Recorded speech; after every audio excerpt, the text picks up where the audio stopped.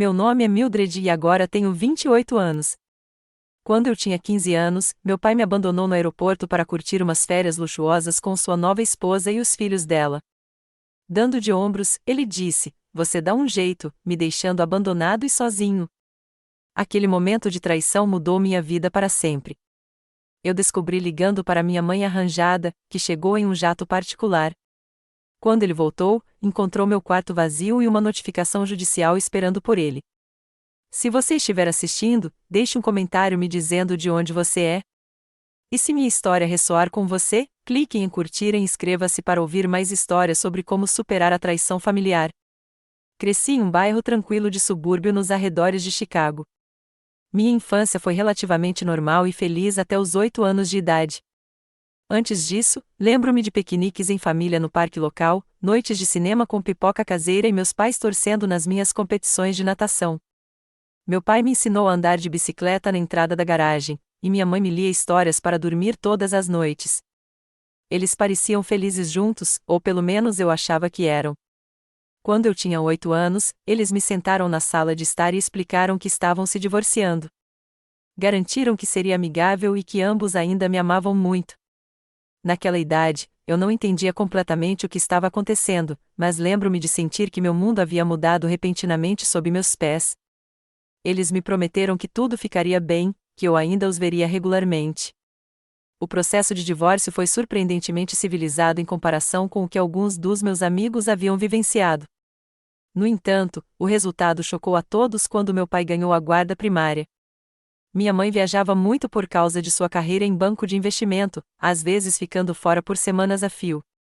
O juiz decidiu que eu precisava de estabilidade, e meu pai, que trabalhava localmente como contador, podia proporcionar isso de forma mais consistente. Os primeiros anos só comigo e meu pai foram realmente muito bons. Ele se esforçou para cumprir os 2 papéis parentais. Ele preparou meus lanches com bilhetinhos dentro, me ajudou com a lição de casa e até tentou, meio sem jeito, explicar sobre menstruação e sutiãs quando cheguei a essa idade.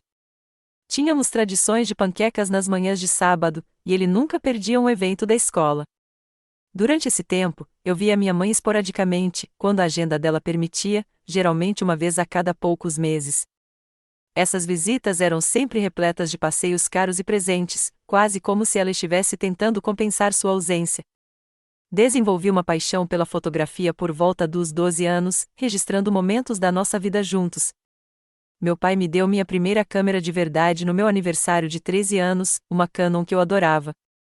Também continuei nadando, juntando-me à equipe competitiva do centro recreativo local. Meu pai me levava para os treinos matinais antes da escola e participava dos encontros de fim de semana com uma garrafa térmica de café e um sorriso de apoio. Tudo mudou quando eu tinha 13 anos e meu pai conheceu Vanessa em uma festa de Natal da empresa. Ela trabalhava no departamento de marketing da empresa dele e, desde o início, havia algo nela que me deixava nervoso. Ela era linda, de um jeito elegante, com cabelos loiros impecavelmente cuidados e um guarda-roupa de grife cujas marcas ela mencionava rapidamente. Ela ria alto demais das piadas dele e tocava no braço dele constantemente enquanto conversavam. Mais preocupante para mim era o jeito como ela me olhava quando ele não estava olhando, como se eu fosse um incômodo que ela estivesse apenas tolerando. Vanessa tinha 2 filhos do casamento anterior. Tyler tinha 16 anos, era mal-humorado e estava sempre ao telefone, mal se dando conta da minha existência quando nos apresentaram. Bridget tinha 14 anos, apenas um ano mais nova que eu, mas estava determinada a estabelecer seu domínio desde o nosso primeiro encontro. Ela comentou sobre minhas roupas básicas e meus hobbies sem graça com um sorriso doce que enganou meu pai, mas não a mim. Apesar das minhas dúvidas, meu pai se apaixonou perdidamente. Em 6 meses, ele me pediu em casamento e, 3 meses depois, nos mudamos para uma casa maior, o que aumentou as finanças do meu pai. Vanessa insistiu em certos bairros e comodidades que, mais tarde, percebi que não podíamos pagar. O casamento foi um evento luxuoso que, agora sei, deixou meu pai profundamente endividado. Embora eu não tivesse consciência dessas questões financeiras na época. Depois que todos nós moramos juntos, as mudanças no meu pai se tornaram impossíveis de ignorar. Nossa tradição de panquecas de sábado desapareceu porque Vanessa preferia brunches em família em restaurantes caros. Minhas competições de natação eram frequentemente perdidas porque os jogos de lacrosse de Tyler tinham prioridade. A câmera que tinha sido minha companheira constante foi criticada como intrusiva quando tentei documentar nossa nova vida familiar. O favoritismo em relação aos meus meio-irmãos era flagrante e doloroso. Quando Tyler precisou de um carro para seu aniversário de 16 anos, meu fundo para a faculdade foi discretamente usado, um fato que eu só descobriria anos depois. Quando Bridie quis aulas particulares de dança, elas foram imediatamente providenciadas. Mas meu pedido para participar de um workshop de fotografia de fim de semana foi considerado caro demais. Os presentes e privilégios fluíram livremente para os filhos de Vanessa. Enquanto isso, cada vez mais me diziam para ser mais compreensiva com o orçamento familiar. Eu me esforcei muito para me encaixar nessa nova dinâmica familiar. Ofereci-me para ajudar Vanessa na cozinha, tentei criar laços com Bridie por meio de aulas compartilhadas e até fingi interesse nas intermináveis histórias de lacrosse de Tyler. Meus esforços foram recebidos com indiferença, na melhor das hipóteses, e rejeição total, na pior. Lentamente, me refugiei no meu quarto, que se tornou meu santuário em uma casa onde eu me sentia cada vez mais como uma hóspede indesejada. Meu pai, que já foi meu maior defensor e apoiador, parecia me ignorar na maioria dos dias, sua atenção consumida em manter Vanessa feliz e administrar a pressão financeira da qual eu ainda não tinha consciência. Quando ele me notava, muitas vezes era com irritação, como se minha presença fosse um lembrete das responsabilidades das quais ele queria se livrar. O pai que antes sabia o nome de todos os meus amigos agora me chamava pelo nome errado, me confundindo com Bridie em momentos de distração. Eu me vi lamentando o pai que havia perdido enquanto ele ainda estava fisicamente presente. O homem que participava das reuniões de pais e professores agora era um estranho que mal olhava para o meu boletim. Eu estava me tornando invisível em minha própria casa. E o pior era que ninguém, especialmente meu pai, parecia notar ou se importar. Em março do meu segundo ano, foi anunciado o feriado de primavera em família para as Bahamas. Eu estava sentado à mesa de jantar, empurrando a comida pelo prato e tentando ficar invisível quando meu pai pigarreou e contou a novidade. Vanessa bateu palmas animada, e Tyler e Bridie bateram palmas do outro lado da mesa. Todos nós precisamos de sol e relaxamento, disse meu pai, com o sorriso mais largo que eu já tinha visto em meses. Uma semana no Atlantis Resort, com tudo incluído. Pela primeira vez em muito tempo, me senti incluída. Retribuí o sorriso, imaginando praias quentinhas e talvez até um tempo de qualidade com meu pai, longe das pressões de casa. Talvez essa viagem nos ajudasse a nos reconectar, pensei ingenuamente. Mildred, a Vanessa vai te levar para comprar roupas de férias neste fim de semana, acrescentou meu pai. Você vai precisar de roupas de praia de verdade.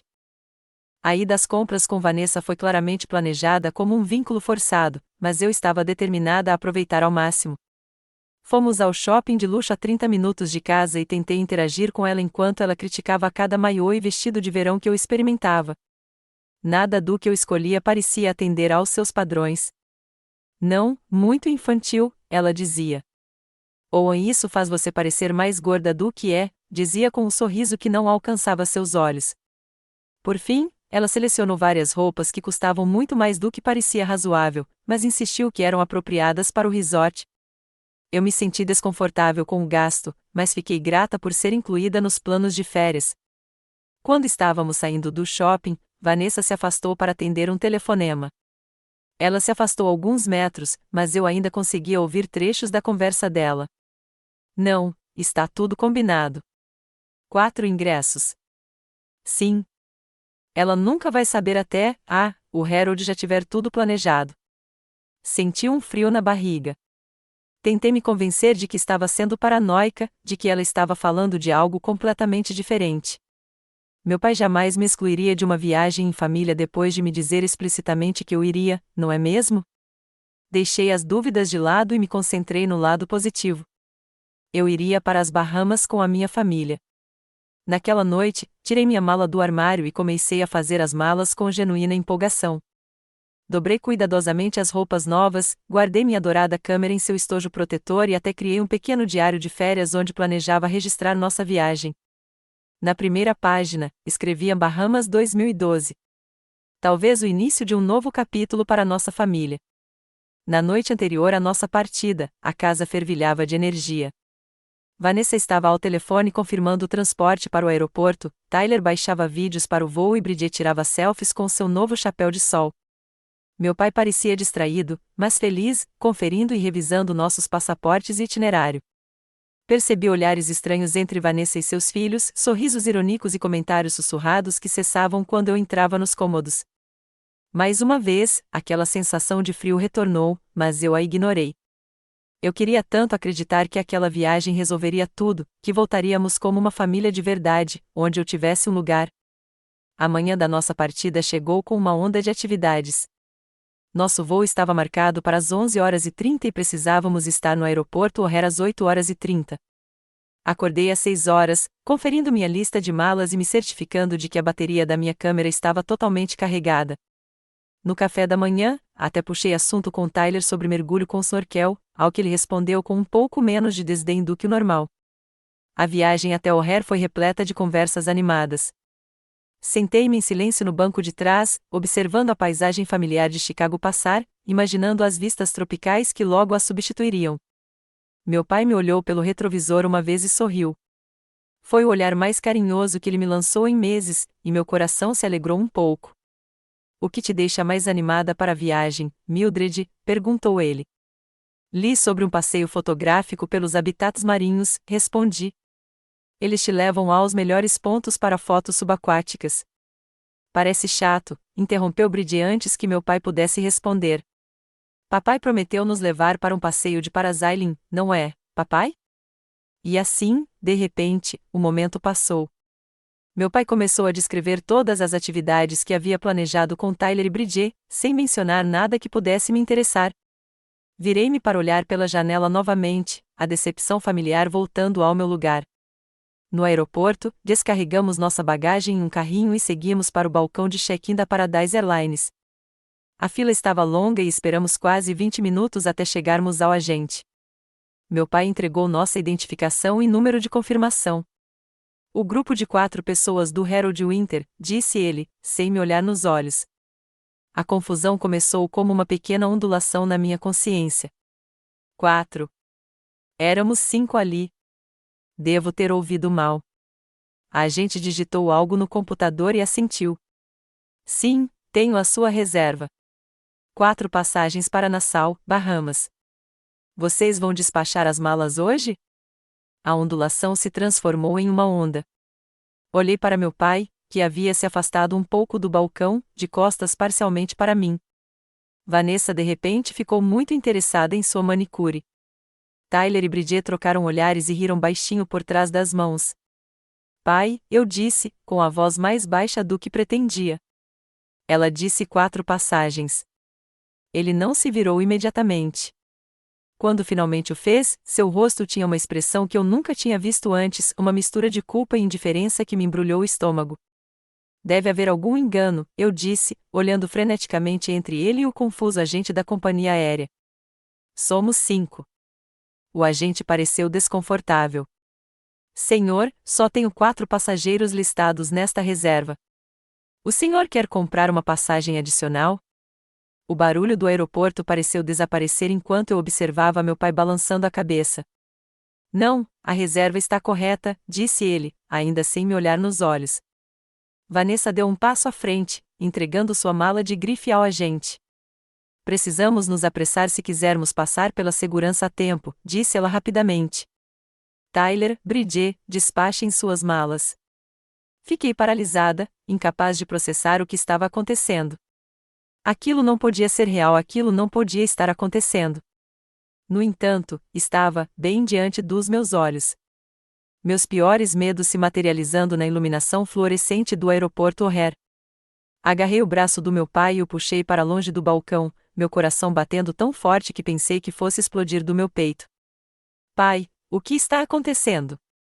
Por que só tem 4 passagens? Ele olhou para mim então, finalmente, mas seus olhos estavam distantes, como se estivesse olhando para um estranho em vez da filha. Mildred, houve uma mudança de planos. Não tínhamos dinheiro para 5 passagens. Como assim, não tínhamos dinheiro para 5 passagens? Você comprou malas novas para o Tyler e a Bridget na semana passada. Você pagou o dia de spa da Vanessa ontem. Minha voz estava subindo de tom, chamando a atenção dos viajantes próximos. Ele se mexeu desconfortavelmente, olhando para Vanessa, que batia o pé impacientemente perto da bagagem despachada. Olha, esta viagem é importante para fortalecer nossos laços familiares. Tyler e Bridget tiveram dificuldade para se adaptar, e Vanessa acha que isso vai nos ajudar a ficar mais próximos. Todos nós, menos eu. Você quer dizer, eu disse, as lágrimas começando a se formar, apesar dos meus melhores esforços para contê-las. Ele suspirou, o som de um homem incomodado, e não de um abandonando a filha. Você consegue se virar, Mildred? Pegue um Uber para casa, peça uma pizza, assista a filmes. Você vai ficar bem por uma semana sozinha. A dispensa casual me atingiu como um golpe físico. Você planejou isso? Percebi em voz alta. Não foi uma decisão de última hora. Ele teve a decência de parecer um pouco envergonhado, mas assentiu. Os ingressos foram comprados há 3 semanas. 4 ingressos, como planejado. Como planejado por quem e Vanessa? Você alguma vez teve a intenção de me levar junto? Foi por isso que ela me levou para fazer compras, para que eu não suspeitasse de nada. A traição foi tão completa, tão calculada, que me tirou o fôlego. Você está fazendo uma cena, sibilou ele, olhando para os curiosos. Esse é exatamente o tipo de comportamento dramático que Vanessa diz que dificulta os passeios em família. Vá para casa, Mildred. Conversaremos quando voltarmos. Vanessa apareceu ao lado dele, com uma expressão que contrastava com a preocupação em meio à satisfação óbvia. Precisamos passar pela segurança agora, Harold, ou vamos perder o voo. Meu pai hesitou por um instante, naquele breve segundo, pensei que ele pudesse mudar de ideia. Pensei que ele pudesse se lembrar de que era meu pai, que um dia prometera me proteger para sempre. O momento passou. Ele se virou. Pai, por favor, sussurrei, numa última tentativa desesperada. Não me deixe aqui. Ele fez uma pausa sem se virar. Você consegue descobrir? Repetiu, e então se afastou em direção à fila de segurança onde Vanessa e seus filhos aguardavam.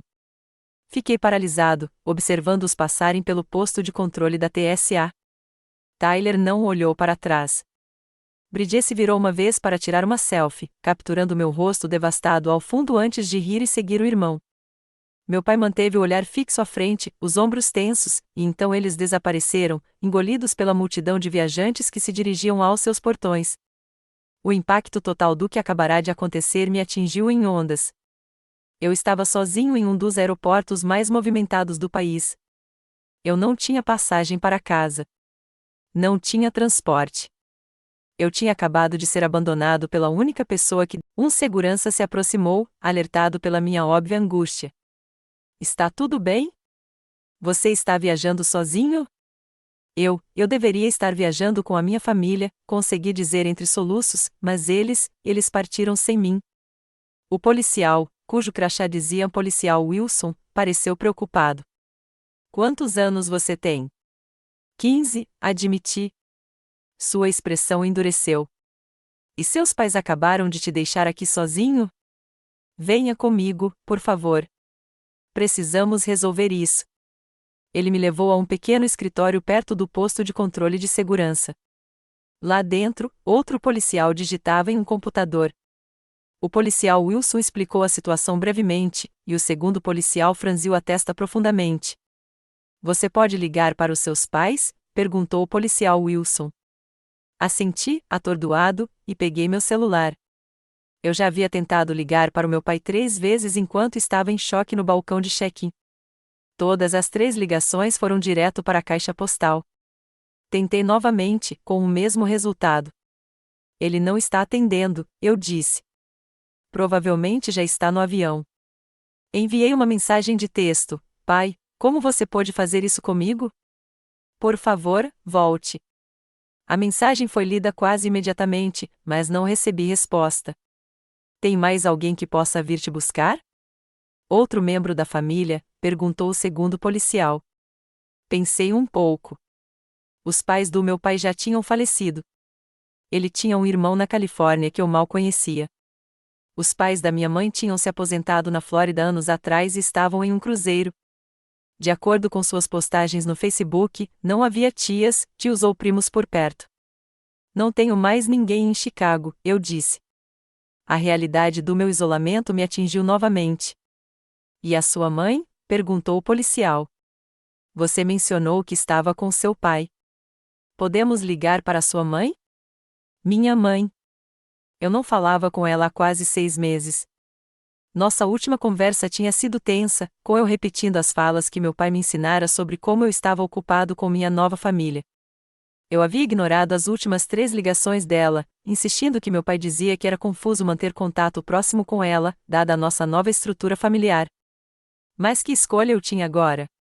Enfiei a mão na carteira e tirei um cartão de visita que eu havia mantido escondido ali contra a vontade do meu pai. Elizabeth Montgomery, diretora de investimentos, Montgomery Financial Group. O número de telefone da minha mãe estava impresso em uma fonte elegante abaixo do seu título. Olhei para o cartão, lembrando-me de como ela o havia colocado na minha mão durante sua última visita. Caso precise de mim, Mildred, dia ou noite. Este número é direto para mim. Com os dedos trêmulos, disquei o número. Tocou 3 vezes antes que uma voz nítida e profissional atendesse. Escritório da Elizabeth Montgomery. Aqui é a Andrea. Eu preciso falar com a minha mãe, eu disse, com a voz embargada. Sou a filha dela, Mildred. Houve uma pausa. Um momento, por favor. A linha ficou muda e eu esperei, agarrando o telefone com tanta força que meus dedos ficaram brancos. E se ela estivesse em reunião? E se ela não quisesse ser incomodada? E se ela finalmente tivesse desistido de mim depois de todas as minhas recusas? O silêncio se prolongou, e novas lágrimas brotaram. Nem minha mãe estava disponível quando eu mais precisei dela. Eu estava realmente sozinho. Então, uma voz ofegante surgiu na linha. Mildred. Mildred, é você? Você está bem? O som da voz da minha mãe, tão preocupada, tão imediatamente presente, quebrou algo dentro de mim. Comecei a soluçar incontrolavelmente. Mãe, foi tudo o que consegui dizer entre respirações ofegantes. Mildred, o que houve? Onde você está? Você está machucada? As perguntas rápidas continuaram enquanto ela tentava entender meu choro histérico. O policial Wilson gentilmente tirou o telefone da minha mão. Senhora, aqui é o agente de segurança Wilson do Aeroporto Internacional O'Hare, em Chicago. Sua filha está conosco neste momento. Ela parece ter sido deixada no aeroporto pelo pai. Ela está ilesa, mas muito chateada. A senhora pode vir buscá-la? Não consegui ouvir a resposta da minha mãe, mas a expressão do policial Wilson mudou de preocupação para surpresa. Sim, senhora. Nós a manteremos segura até a senhora chegar. Claro. Obrigado. Ele me devolveu o telefone. Sua mãe quer falar com a senhora. Levei o telefone ao ouvido, tentando controlar o choro. Mãe? Mildred, me escute com atenção. Sua voz era calma, mas urgente. Estou em Nova York agora, mas vou buscá-la imediatamente. Meu avião chegará em menos de 2 horas. Não se mova de onde está. Não vá a lugar nenhum com ninguém, exceto o policial Wilson. Entendeu? Você está vindo para cá agora. Eu não conseguia processar o que ela estava dizendo. Mas você está em Nova York. Sim, e estarei em Chicago em breve. Fique com os seguranças. Estou a caminho. Prometo. Depois de desligar, o policial Wilson explicou que minha mãe havia providenciado que funcionários do aeroporto cuidassem de mim até ela chegar. Ele me acompanhou até a sala de descanso dos funcionários, onde uma mulher gentil chamada Maria me trouxe um sanduíche e um refrigerante que eu não podia comer nem beber. Meu estômago estava a um nó de traição e abandono. Passei 1 hora no banheiro, alternando entre jogar água fria no rosto inchado e me desmanchar em lágrimas. Cada vez que eu checava o celular, não havia mensagens ou ligações do meu pai, apenas atualizações da assistente da minha mãe acompanhando seu progresso em direção a Chicago. Não era assim que minhas férias de primavera deveriam começar. Eu deveria estar em um avião rumo a praias de areia branca e águas azuis cristalinas. Em vez disso, eu estava escondida no banheiro de um aeroporto, abandonada pela pessoa em quem eu mais confiava no mundo, esperando que uma mãe que havia se tornado quase uma estranha me resgatasse. Enquanto esperava na sala de descanso do aeroporto, meu telefone vibrou com uma mensagem da assistente da minha mãe. O jato da senhorita Montgomery foi liberado para pouso. Previsão de chegada: 20 minutos. As palavras não foram totalmente registradas a princípio. Jato. Minha mãe tinha um jato particular. Em todos os anos desde o divórcio, eu sabia que ela era bem-sucedida nas finanças, mas a extensão desse sucesso nunca ficou clara para mim. Meu pai sempre a descreveu como alguém que se saía bem, mas que fazia sacrifícios pela carreira. Essa caracterização agora parecia suspeita, dadas as novas informações. O policial Wilson retornou à sala de descanso. O avião da sua mãe pousou. A equipe do aeroporto a acompanhará até aqui. Assenti, atordoada, sem saber o que esperar. Fazia 6 meses que eu não via minha mãe pessoalmente. Nosso relacionamento havia se tornado cada vez mais distante ao longo dos anos, com as visitas se tornando mais curtas e menos frequentes. Eu atribuí isso ao desinteresse dela em ser mãe, acreditando na narrativa do meu pai de que a carreira dela sempre vinha em primeiro lugar. Agora, sentada na sala de descanso do aeroporto depois de ser abandonada pela mãe que eu pensava ser a pessoa confiável, eu me perguntava quantas outras coisas eu havia entendido errado. A porta da sala de descanso se abriu e uma mulher alta, de cabelos castanhos cortados em um corte Chanel elegante, entrou. Ela usava um taier azul marinho sob medida que exalava autoridade e sucesso. Mas foram seus olhos que notei primeiro, vermelhos e ansiosos enquanto vasculhavam a sala e pousavam em mim. Aqueles olhos, tão parecidos com os meus, se encheram de alívio e emoção imediatos. Mildred, ela sussurrou, e naquela única palavra havia anos de saudade. Fiquei de pé com as pernas trêmulas, subitamente insegura. Aquela mulher poderosa parecia familiar e estranha ao mesmo tempo. Mãe. Ela atravessou a sala em 3 passos rápidos e parou pouco antes de me abraçar, com as mãos pairando incertas. Posso te abraçar? A pergunta, tão cuidadosa e respeitosa com os limites que eu não sabia que havia estabelecido, fez algo se soltar dentro de mim. Caí em seus braços, inalando o aroma familiar de seu perfume que permanecia em minha memória. Seus braços se fecharam em volta de mim, fortes e seguros, e me senti como uma criança pequena novamente antes dos divórcios, das madrastas e das traições. O abraço foi estranho no início, nós dois enferrujados de afeição física um pelo outro, mas nenhum deles disposto a ser o primeiro a se soltar. Por fim, ela se afastou um pouco para olhar meu rosto, suas mãos delicadamente segurando minhas bochechas. O que aconteceu? Perguntou ela, com a voz suave, mas com um toque de aço subjacente. Por que você está sozinho no aeroporto? A história toda jorrou de mim num turbilhão de palavras. Está com fome? Perguntou ela enquanto saíamos do aeroporto. Podemos parar em algum lugar no caminho para o hotel. O nó no meu estômago havia se desfeito um pouco, e percebi que não havia comido nada desde o café da manhã. Talvez algo pequeno, admiti. Ela orientou o motorista a desviar para um restaurante que reconheci como um dos que frequentávamos em família antes do divórcio. A familiaridade da escolha não me passou despercebida. Lá dentro, estávamos sentados em uma mesa de canto tranquila, e eu belisquei um sanduíche de queijo grelhado enquanto minha mãe tomava chá e me observava com olhos preocupados. Mildred, ela começou cuidadosamente, sei que não fomos próximas nos últimos anos e assumo a responsabilidade por isso, mas quero que saiba que nunca parei de pensar em você, de sentir sua falta ou de te amar. A simples declaração, proferida sem drama ou expectativa, trouxe novas lágrimas aos meus olhos. Então por que você se manteve longe? Por que parou de tentar me ver? A dor estampou-se em seu rosto. Eu nunca parei de tentar, querida. Liguei. Enviei cartas e presentes. Pedi visitas. Disseram-me repetidamente que você estava muito ocupada com sua nova família, que precisava de espaço para se adaptar, que ligaria quando estivesse pronta. Isso não condizia com a minha realidade. Nunca recebi cartas ou presentes.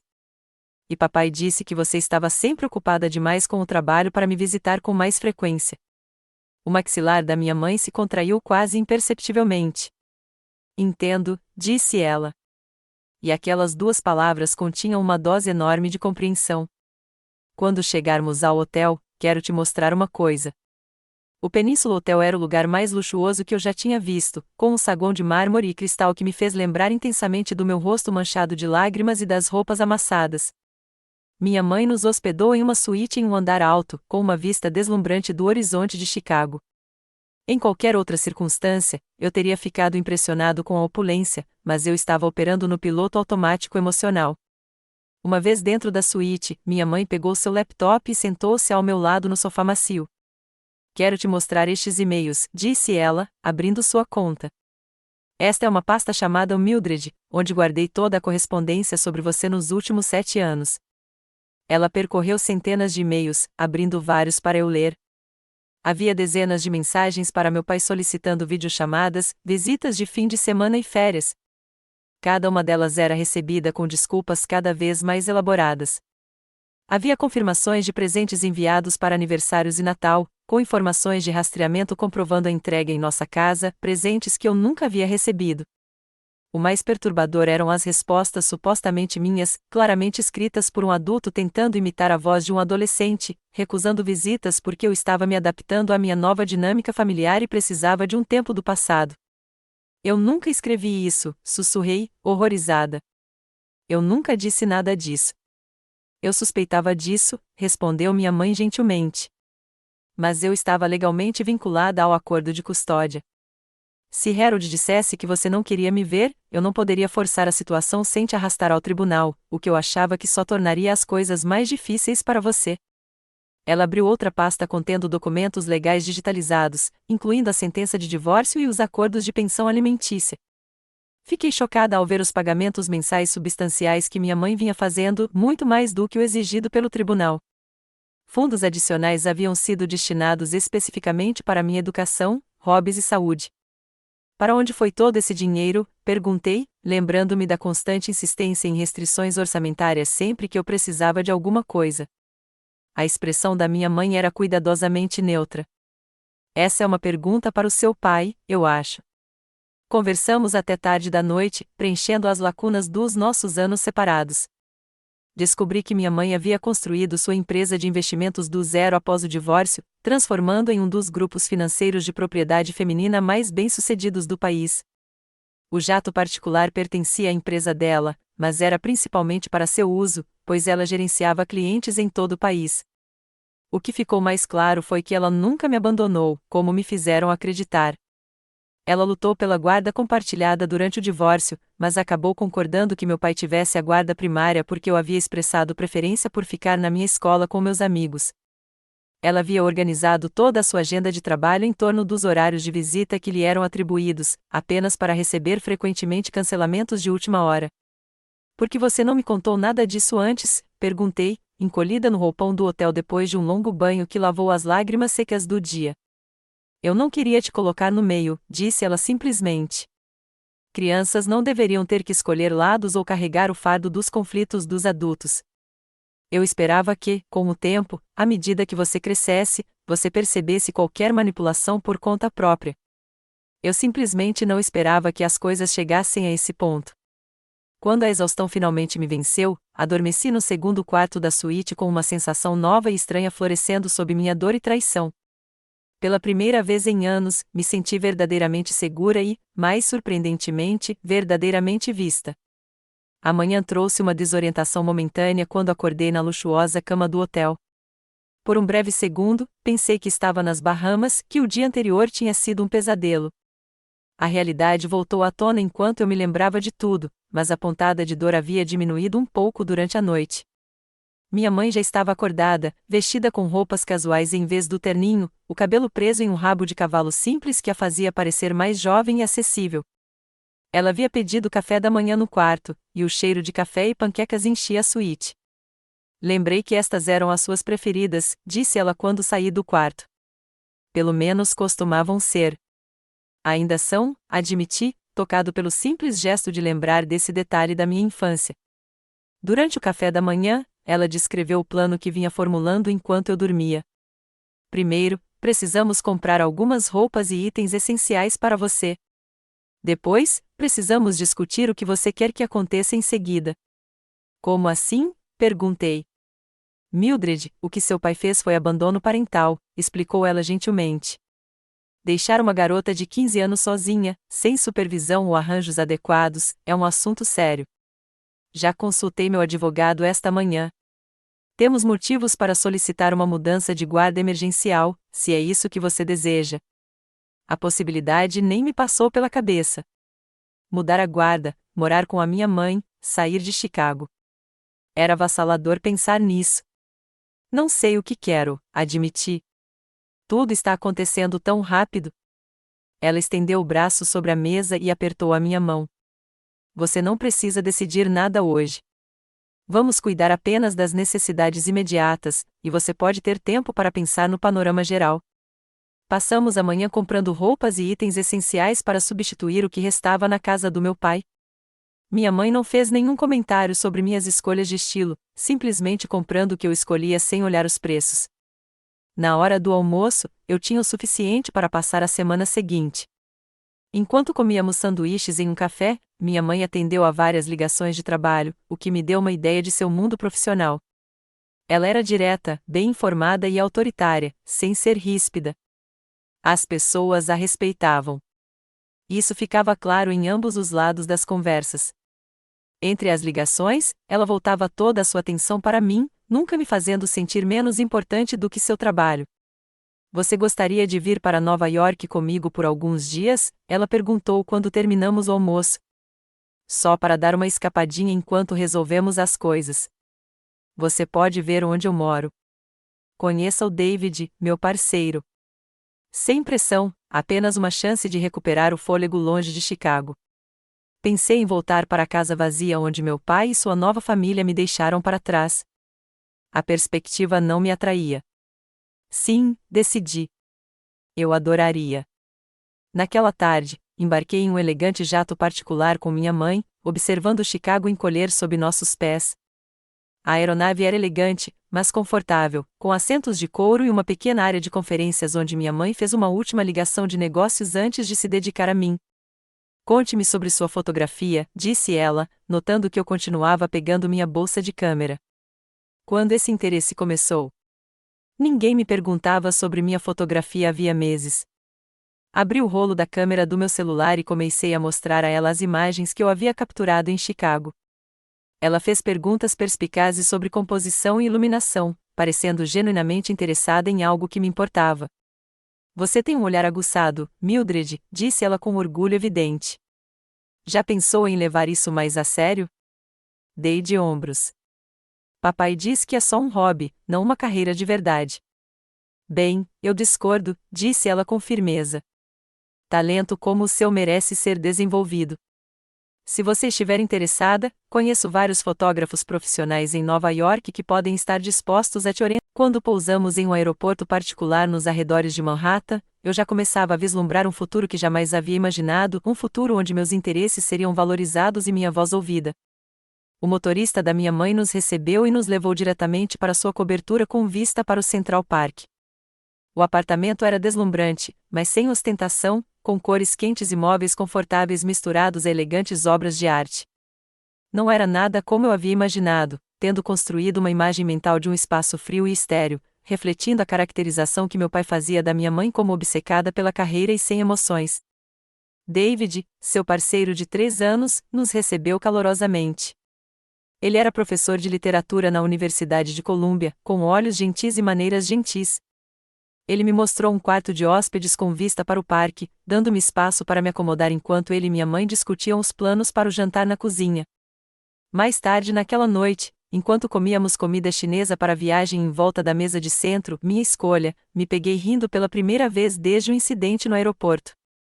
David estava contando uma história autodepreciativa sobre uma palestra desastrosa que ele havia dado enquanto lutava contra uma névoa induzida por remédios para resfriado.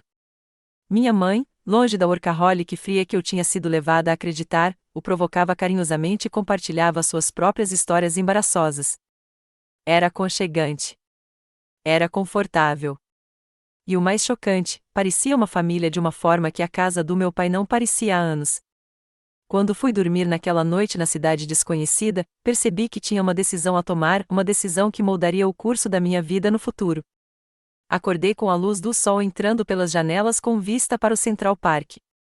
Momentaneamente desorientada pelo ambiente desconhecido, os acontecimentos das últimas 48 horas voltaram à tona. Mas o peso esmagador do abandono havia diminuído um pouco, substituído por uma esperança hesitante. Minha mãe já estava acordada há horas, descobri ao entrar na cozinha. Vestida casualmente com jeans e um suéter, ela parecia mais jovem do que eu me lembrava, menos como a empresária formal que aparecia em eventos escolares obrigatórios e mais como alguém com quem eu pudesse realmente me identificar. Bom dia, disse ela, deslizando uma caneca de chocolate quente em minha direção, outra preferência de infância da qual ela aparentemente se lembrava. Como você dormiu? Melhor do que eu esperava, admiti. Este lugar é lindo. Obrigada. Demorei um pouco para encontrar um lugar que me fizesse sentir em casa. Ela hesitou. Eu sempre deixava o segundo quarto pronto, esperando que você nos visitasse algum dia. A simples declaração carregava anos de saudade, e desviei o olhar, desconfortável com as emoções que ela despertava. O que acontece agora? Perguntei, mudando de assunto. Depende muito do que você quer, respondeu ela. Meu advogado me informou que temos fortes fundamentos para uma modificação emergencial da guarda, dadas as circunstâncias do abandono do seu pai, mas prosseguir com isso envolveria processos judiciais, possivelmente comparecimento ao tribunal. A ideia de testemunhar contra meu pai no tribunal me embrulhou o estômago, apesar de tudo. Temos que fazer isso? Não necessariamente. Poderíamos abordar isso de forma menos formal primeiro, ver se seu pai está disposto a concordar com uma mudança no acordo de guarda sem intervenção judicial. De qualquer forma, quero deixar claro que minha casa está aberta para você, seja para visitas ou permanentemente, quando estiver pronto. A oferta, feita sem pressão ou expectativa, era tão diferente de como as decisões me tinham sido apresentadas nos últimos anos. Minha opinião realmente importava. Acho que gostaria de tentar morar com você, disse eu, hesitante. Pelo menos por um tempo. Mas preciso pegar minhas coisas em Chicago. Minha mãe assentiu. Podemos providenciar isso. Seu pai e a família só voltarão da viagem daqui a 6 dias, certo? Podemos voar de volta para Chicago amanhã e pegar seus pertences. Antes que eu pudesse responder, o telefone dela tocou. Ela olhou para a tela e franziu a testa levemente. Preciso atender. É o investigador particular que contratei ontem. Investigador particular? Isso era novidade para mim. Observei-a entrar em seu escritório em casa, fechando a porta parcialmente, mas não completamente. Eu conseguia ouvir trechos de sua conversa, frases como registros financeiros, histórico de negligência e a apropriação indébita de verbas da faculdade. Ela saiu com uma expressão sombria, mas serena. Mildred, precisamos discutir algumas coisas sobre a situação financeira do seu pai. O investigador descobriu algumas informações preocupantes. Na hora seguinte, descobri que a realidade financeira do meu pai era muito diferente do que eu havia sido levada a acreditar. Ele havia sistematicamente esvaziado o fundo para a faculdade que minha mãe havia criado para mim, usando o dinheiro para financiar seu estilo de vida com Vanessa e os filhos dela. Ele também havia deturpado a pensão alimentícia da minha mãe, alegando dificuldades financeiras enquanto embolsava os fundos substanciais que ela fornecia mensalmente para meus cuidados. Não entendo, eu disse, lutando para processar essa nova traição. Por que ele faria isso? As pessoas fazem escolhas ruins quando estão desesperadas para se apegar a algo ou alguém, disse minha mãe, cautelosa. Pelo que descobrimos, seu pai tem se endividado tentando manter o estilo de vida que Vanessa espera. Só a viagem às Bahamas estourou o limite de 2 dos cartões de crédito dele.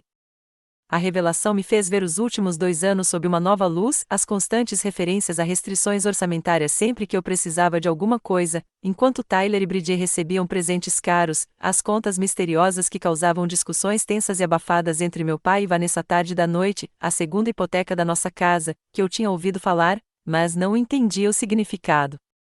Tem mais uma coisa, disse minha mãe, hesitante. Uma coisa que acho que você deveria ver.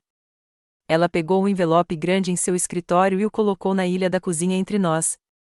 Estas são cópias de cartas que lhe enviei ao longo dos anos. Cartas que seu pai aparentemente nunca lhe deu.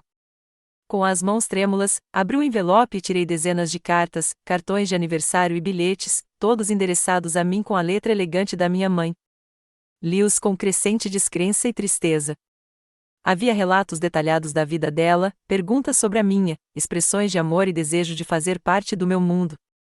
Havia explicações para visitas perdidas, sempre devido a cancelamentos de última hora do meu pai, nunca por escolha dela. Ele escondeu tudo isso de mim, sussurrei, com lágrimas caindo sobre um cartão de Natal de 3 anos antes. Ele me disse que você nunca escrevia, que estava ocupada demais com sua nova vida para se lembrar de aniversários ou feriados. Nunca esqueci nenhuma, disse ela suavemente. E guardei cada desenho, cada foto da escola, cada bilhete breve que você me enviou nos primeiros anos, antes de a comunicação acabar completamente. Ela me mostrou um álbum de recortes cuidadosamente conservado, cheio de lembranças da minha infância, coisas que eu havia esquecido de ter enviado a ela. Minha primeira tentativa de poesia na 3ª série. Uma aquarela da nossa antiga casa. Retratos da escola com dentes faltando e cortes de cabelo desajeitados. A evidência tangível de uma mãe que prezava cada conexão com seu filho à distância. Naquela tarde, David me levou ao Museu de Arte Moderna enquanto minha mãe participava de uma reunião de negócios inevitável. Enquanto caminhávamos pelas exposições de fotografia, ele compartilhou seu conhecimento de história da arte sem condescendência, pedindo minha opinião e ouvindo atentamente minhas respostas. Sua mãe fala de você o tempo todo, sabia? Disse-lhe enquanto nos sentávamos no café do museu com café e doces. Ela acompanhou suas conquistas escolares de longe, comemorou cada nota boa e prêmio, mesmo quando não pôde estar presente. Eu não sabia disso, admiti. Achei que ela tinha seguido em frente, construído uma nova vida sem mim. Nada poderia estar mais longe da verdade, disse-lhe gentilmente. O quarto de hóspedes onde você está hospedada, ela o redecorou 3 vezes ao longo dos anos. Conforme você cresceu, tentando imaginar o que você poderia gostar, sempre na esperança de que você nos visitasse algum dia. Naquela noite, quando minha mãe voltou para casa, ela me presenteou com um pacote embrulhado.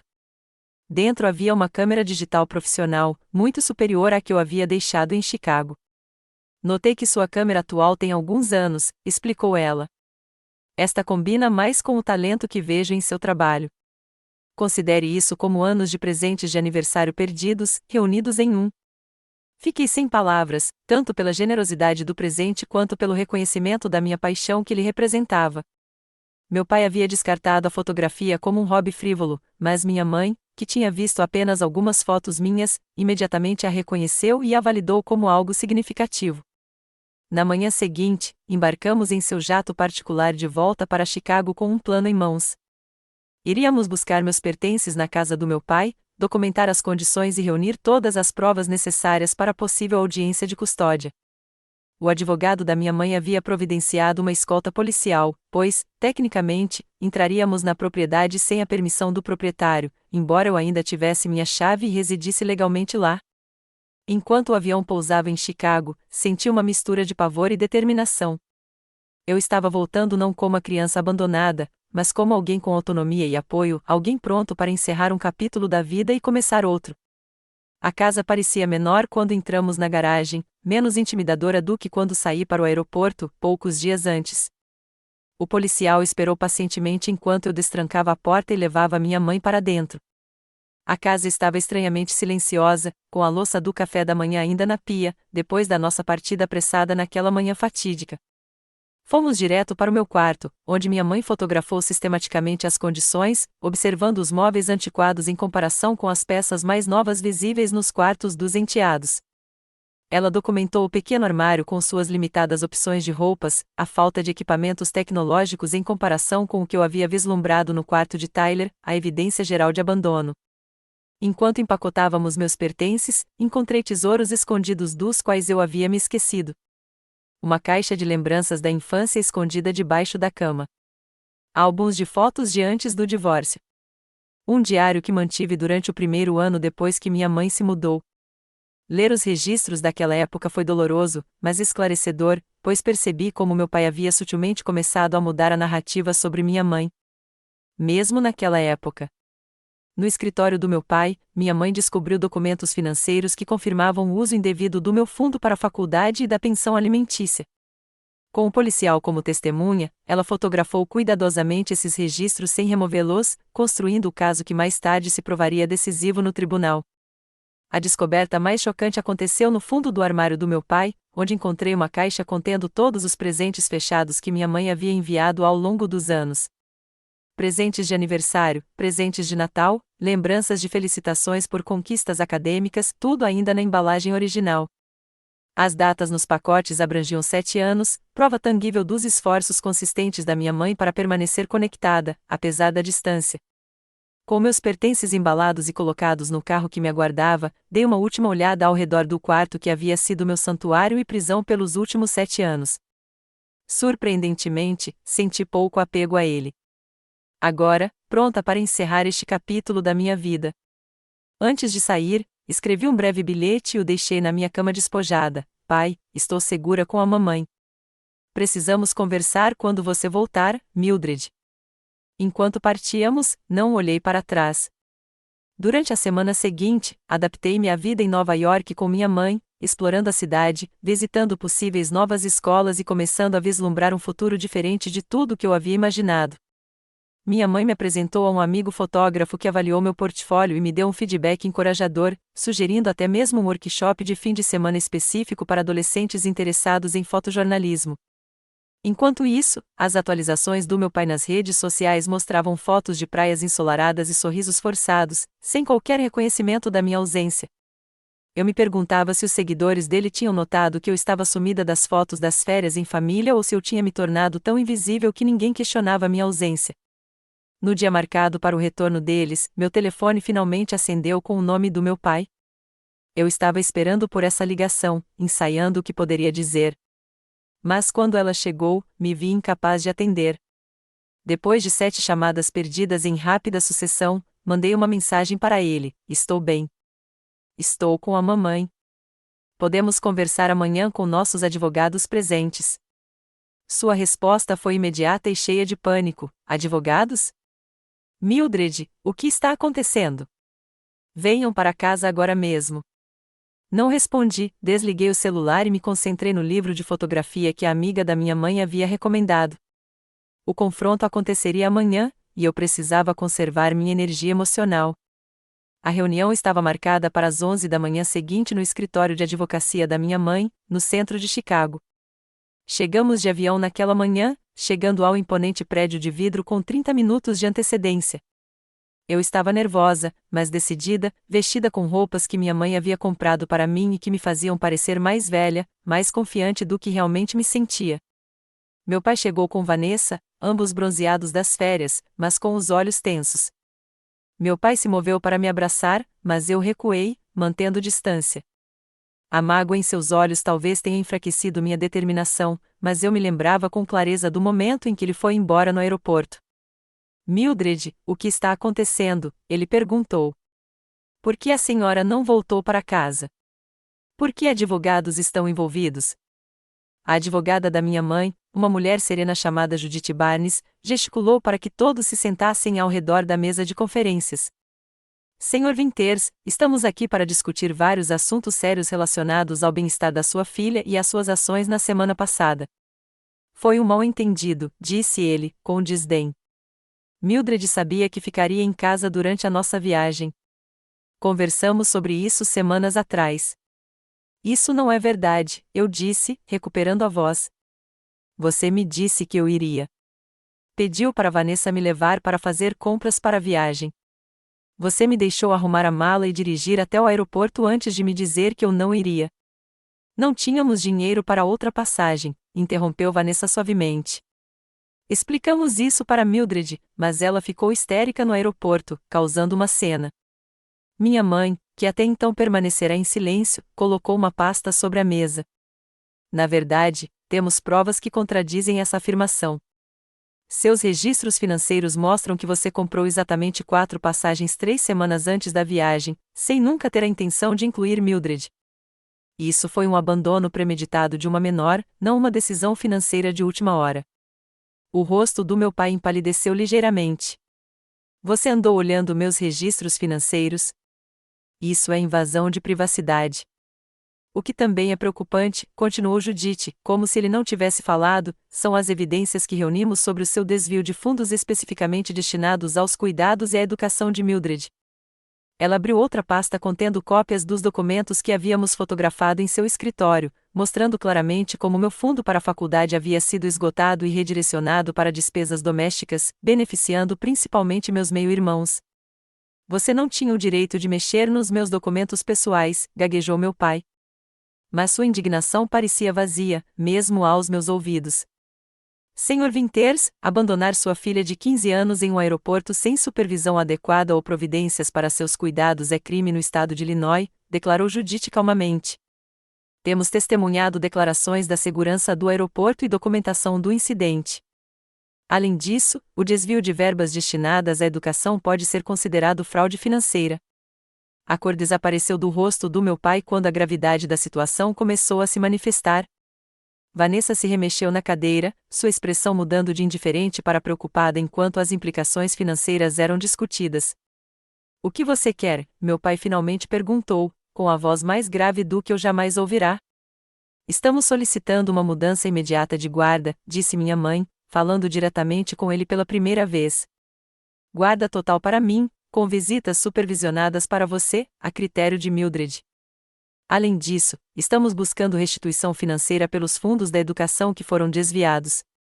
Você não pode levar minha filha, protestou ele, com voz fraca. Você deixou sua filha em um aeroporto, respondeu minha mãe. Sua voz era controlada, mas intensa. Você escolheu sua nova família em vez dela repetidamente por anos. Você mentiu para ela sobre mim, interceptou minhas cartas e presentes e a isolou do meu amor e apoio.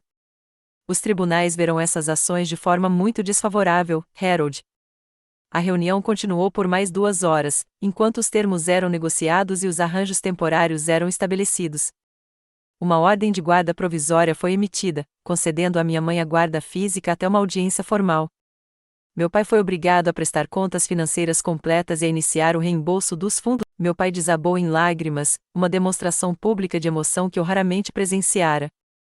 Parte de mim se sentiu vingada ao vê-lo finalmente enfrentar as consequências de suas escolhas, mas outra parte sofria pelo pai que eu havia perdido anos atrás, muito antes do incidente no aeroporto. Ao sairmos do tribunal, ele me chamou, com a voz rouca de emoção. Mildred, por favor. Me desculpe. Cometi erros terríveis. Fiz uma pausa, olhando para o homem que um dia fora meu mundo, meu herói, meu porto seguro. Eu sei, pai, disse baixinho. Talvez um dia possamos conversar sobre isso, mas não hoje. Afastei-me com minha mãe, rumo a um futuro que finalmente me foi permitido escolher. Hoje, aos 28 anos, olho pela janela do meu estúdio fotográfico no bairro de Chelsea, em Manhattan, observando a agitação da cidade lá embaixo.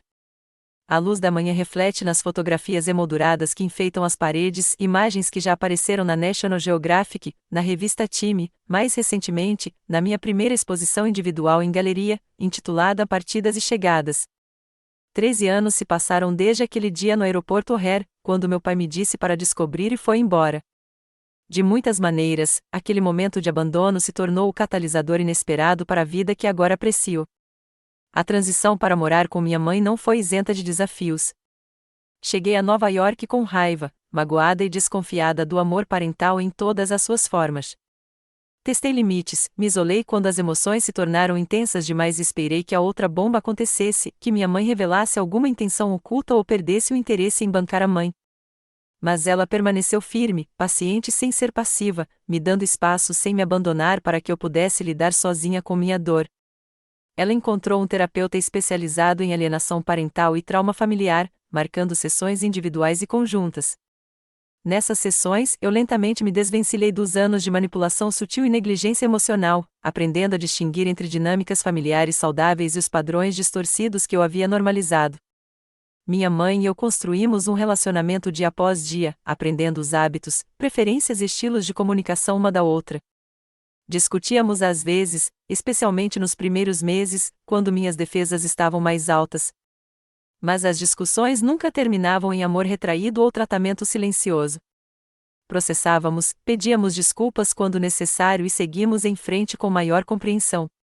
A prestigiosa Arts High School tornou-se meu santuário, um lugar onde minha criatividade era nutrida em vez de ignorada. Minha fotografia evoluiu de simples documentação para narrativas cheias de nuances, frequentemente explorando temas de ausência, presença e os espaços entre eles. Meu primeiro projeto sério, uma série de fotografias de terminais de aeroporto capturando momentos de reencontro e separação, venceu um concurso nacional de estudantes e foi exibido em uma pequena galeria no Sorro no meu penúltimo ano. Minha mãe compareceu a todas as exposições, eventos escolares e marcos importantes, frequentemente reorganizando reuniões de negócios de alto nível para estar presente. Ela nunca me fez sentir que sua carreira tinha precedência sobre minhas necessidades, embora eu tenha passado a respeitar seu trabalho e o poder sutil que ela exercia em círculos financeiros dominados por homens. Ela me ensinou pelo exemplo que as mulheres podem ser ao mesmo tempo acolhedoras e formidáveis, que vulnerabilidade e força podem coexistir lindamente. A faculdade na NYU trouxe novos desafios e oportunidades. Formei-me em artes visuais com especialização em psicologia, descobrindo que compreender o comportamento humano aumentava minha capacidade de capturar momentos autênticos através das minhas lentes. Formei-me com honras, com minha mãe e David aplaudindo ruidosamente enquanto eu atravessava o palco para receber meu diploma. Ao longo desses anos, meu relacionamento com meu pai evoluiu de maneiras complicadas. Após a decisão judicial, ele inicialmente fez tentativas desesperadas de restabelecer contato, enviando longos e-mails e mensagens de voz, oscilando entre pedidos de desculpas e justificativas. Mantive distância, respondendo apenas ocasionalmente com atualizações breves e factuais sobre minha vida. Vanessa o deixou logo após perder a batalha pela custódia, levando os filhos e a maior parte dos bens restantes dele. Segundo conhecidos em comum, ela se casou com um cirurgião de sucesso em menos de um ano, adotando um estilo de vida que meu pai havia sobrecarregado suas finanças ao tentar sustentar. A ironia não me passou despercebida, embora eu não tenha tido prazer com sua depressão e dificuldades financeiras subsequentes. 5 anos após o incidente no aeroporto, quando eu tinha 20 anos, meu pai enviou uma carta diferente de suas comunicações anteriores. Não continha desculpas, nem autopiedade, apenas um reconhecimento cru de seus fracassos e do mal que havia causado. Ele escreveu sobre fazer terapia, sobre enfrentar seus demônios, sobre entender como sua necessidade desesperada de validação o levará a sacrificar o único relacionamento que deveria ter sido o mais sagrado para ele. Li a carta várias vezes antes de decidir responder com um convite para um café na minha próxima visita a Chicago. Nosso reencontro foi constrangedor, doloroso, mas também curativo de maneiras que eu não esperava. O homem do outro lado da mesa não era o pai da minha infância, nem a figura egoísta que me abandonou. Ele era simplesmente um ser humano imperfeito que fizera escolhas terríveis e estava vivendo com as consequências.